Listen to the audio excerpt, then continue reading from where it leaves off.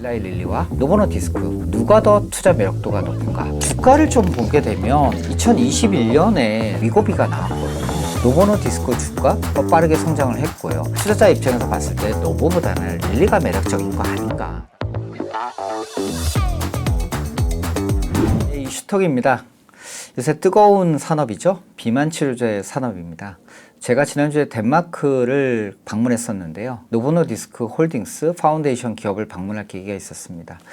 여러분들 잘 아시겠지만 비만 치료제 시장은 장기적으로 성장하는 산업으로 알려져 있습니다. 그렇지만 대표적인 비만 치료제 회사인 비만 치료제를 만드는 회사인 노보노디스크의 주가는 생각보다 부진한 거예요.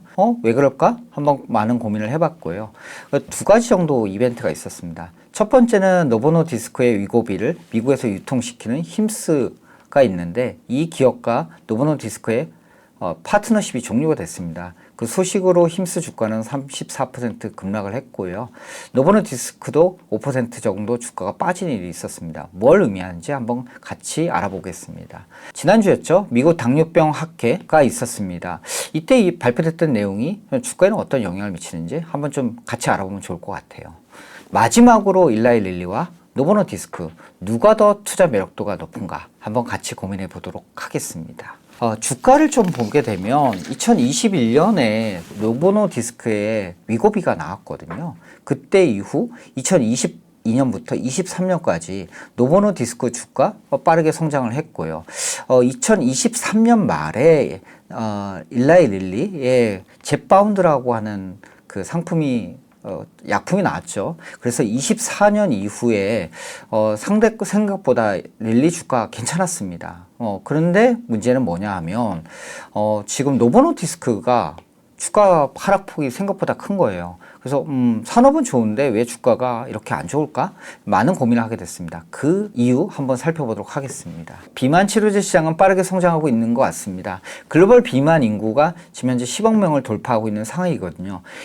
가장 큰 시장인 미국 같은 경우에는 비만 인구가 40%가 넘습니다. 그러다 보니까 시장 규모로 봤을 경우에는 2025년 약 원화로 봤을 경우에는 40조 원 시장에서 2030년 같은 경우에는 130조 원 시장으로 성장할 것이라고 예상을 하고 있습니다.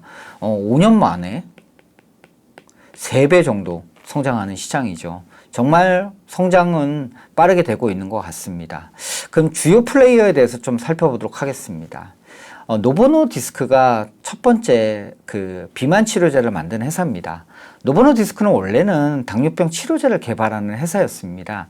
GLP-1이라고 하는 호르몬 유사체를 기반으로 해서 신약을 갖다 개발 중이었거든요. 근데 임상 결과를 보다 보니까 예상치 못한 부작용이 나타난 거예요.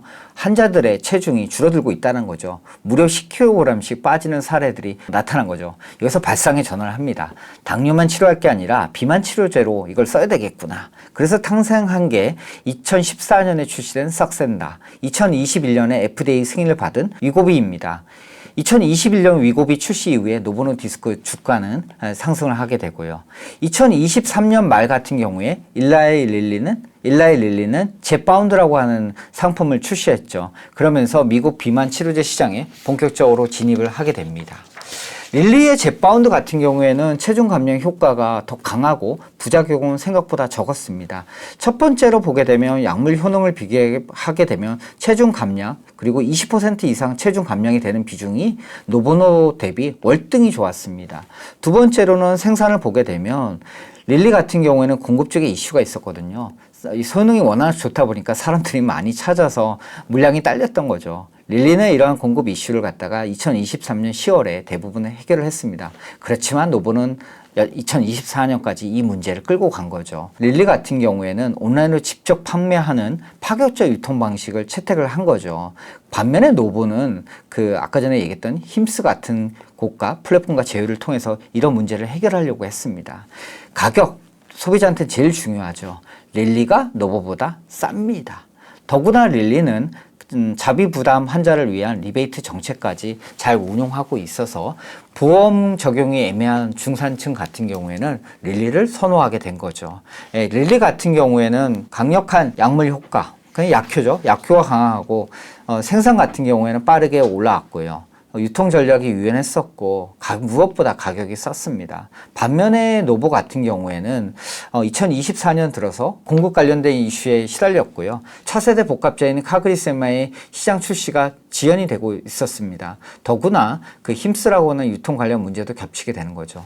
힘스에 대해서 좀 살펴보게 되면 힘스는 미국에서 잘 나가는 온라인 원격 진료 플랫폼입니다. 젊은 세대를 중심으로 탈모약, 발기부전 치료제, 정신건강 상담 등 다양한 의료 서비스를 제공을 하고 있었습니다. 2023년 말에 노보노디스크는 이 플랫폼과 손을 잡고서 쉽게 얘기하면 병원 안 가고도 위고비 처방을 받을 수 있게 해주었습니다. 근데 여기서 문제가 생기게 된 거죠. 위고비 공급이 여전히 부족한 상황이다 보니까 미국 같은 경우에는 상업적으로 유통되는 물량이 약물이 부족할 경우에는 제조 약국이 동일 성분 약을 제조 판매하는 것을 허용해 주고 있습니다. 그러다 보니까 힘스가 제조 약국을 통해서 유사 약물을 처방 및 배송하게 된 거죠. 이건 여러 가지 문제를 야기시킨 겁니다. 정품 위고비 유통량이 줄어들면서 결과적으로 노보노디스크 같은 경우에는 매출에서 타격을 입었고요. 제너릭 같은 게 섞이게 되다 보니까 일반적으로 가격 유지가 어려워졌거든요. 그러니까 가격 인하 압력이 커졌던 거죠. 그리고 환자 입장에서 보게 되면 누가 진짜인지 가짜인지 헷갈리게 되다 보니까 FDA가 컴파운드 약물에 대해서 규제를 강할 수밖에 없었습니다. 이런 것들이 복합적으로 시장 혼란을 키웠습니다. 최근에 말씀드렸듯이 노보 같은 경우에는 힘스와 파트너십을 정리하게 된 거죠. 비만 치료제 시장에서의 경쟁은 이제 주사제로부터 해서 먹는 경구용 약으로 진화를 하고 있습니다. 릴리 같은 경우에는 경구용 비만 치료제를 이미 개발하고 있고요. 이 경구용 비만 치료제는 결국에 주사제보다 단순하잖아요. 그러다 보니까 저가로 생산이 가능하고요. 공복 복용이 꼭 필요가 없습니다. 그냥 약 먹듯이 먹으면 됩니다. 그러다 보니까 전체 매출은 이 지금의 젯바운드 매출보다 더 높을 걸로 시장은 생각하고 있습니다. 노보노디스크도 대응을 하고 있습니다. 카그리세마라고 하는 복합 주사제를 개발하고 있고요. 아미크레틴이라고 하는 신형 GLP-1 계열 약물도 임상을 하고 있습니다. 그러나 둘 다 아직 대규모 상용화 전 단계입니다. 주사제 치료제뿐만 아니라 경구용 치료제까지 가세되면서 비만 치료제 시장은 점점 더 성장할 것으로 예상을 하고 있고요. 릴리아 노보 같은 경우에 비만 치료제의 매출 비중이 점점 높아질 것으로 예상을 하고 있습니다. 얼마 전에 미국에서 당뇨병 학회가 있었습니다. 제약 바이오 업계에서는 가장 권위 있는 학회 중에 하나입니다. 헬스케어 애널리스트도 많이 참석하는데요. 이 학회에서 릴리 같은 경우에는 경구용 GLP-1 치료제죠. 그거의 임상 결과를 갖다가 공개했습니다. 시장은 결과적으로 보게 되면 릴리가 판을 주도하고 있구나라는 느낌을 강하게 받게 됐습니다. 노보노디스크도 좀 계속 얘기했던 카그리세마나 아미크레틴의 데이터를 일부 공개했는데 아직까지 반응은 조심스러운 상황이었습니다. 두 약물 모두 상용화까지 갈 길이 멀거든요. 여태까지 복잡한 약물 얘기 너무 많이 한 것 같습니다. 여러분들이 궁금해하시는 주식 얘기하도록 하겠습니다. 주가 수익 비율이죠. PER 측면에서 보게 되면 릴리는 27배, 노보노디스크는 16배에서 거래 중입니다. 그러다 보니까 밸류에이션만 놓고 보게 되면 릴리가 비싸고 노보가 싼 거 아닌가? 성장률을 같이 고려해 보게 되면 조금 다른 생각을 하게 됩니다. 일라이 릴리의 성장률이 40% 정도, 노보노디스크는 10% 중반 정도 되는 것 같습니다. 그래서 이 PER을 갖다가 EPS 성장률로 나눈 PEG를 보게 되면 밸류에이션을 갖다가 성장률을 고려해서 본 것이죠. 그러다 보니까 PEG 측면에서 일라이 릴리는 2배, 노보노디스크는 1.6배 정도에서 거래가 되고 있습니다. 여기서 봤을 때도 일라이 릴리가 조금 더 프리미엄을 받고 있죠. 노보노디스크도 지금 성장하는 시장이다 보니까 일라이 릴리, 노보노디스크 모두 프리미엄을 받고 있는 상황입니다. 릴리가 조금 더 비싼데 릴리는 알츠하이머 신약을 가지고 있거든요. 그러다 보니까 투자 매력도가 노보노디스크 대비 더 높다라고 생각됩니다. 반면에 노보는 많은 문제점을 가지고 있죠. 그러다 보니까 아무래도 투자자 입장에서 봤을 때 노보보다는 릴리가 매력적인 거 아닌가라는 생각을 갖다가 줄 수 없을 것 같습니다. 한국의 지금 해외 얘기를 많이 했는데 한국의 위고비로 넘어가도록 하겠습니다. 지금까지 해외 이야기를 너무 많이 했는데 한국에 적용시켜 보겠습니다. 한국에서 위고비 가격은 월로 봤을 때 40만 원 정도 됩니다. 미국 같은 경우에는 180만 원이다 보니까 정가 기준을 보게 되면 3분의 1에서 4분의 1 정도 가격인 거죠. 생각보다 싸네요.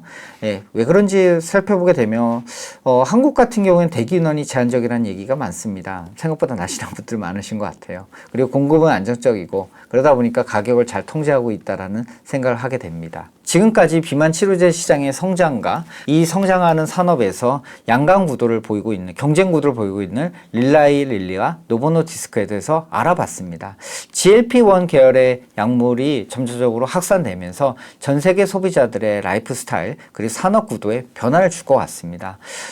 식품 음료 쪽을 갖다 잠깐 살펴보게 되면 GLP-1을 복용하게 되면 식욕이 줄고 설탕과 탄수화물에 대한 욕구가 많이 떨어진다는 보고가 있습니다. 실제로 미국 같은 경우에는 탄산음료, 제과류, 패스트푸드 소비가 감소하는 조짐을 보이고 있거든요. 이런 식으로 좀 변화를 주지 않을까라는 생각을 하고 있고 이는 보험, 헬스케어 등 다양한 산업에 영향을 줄 것 같습니다. 예, 비만 치료제 산업이 성장하고 이에 따라서 어떻게 우리의 생활에 변화를 줄 수 있을지에 대해서 많이 생각해보는 시간이었던 것 같습니다. 저도 어려운 내용이었지만 공부를 많이 했던 유익한 시간이었던 것 같습니다. 지금까지 이슈톡이었습니다. 구독, 좋아요 부탁드리겠습니다. 감사합니다.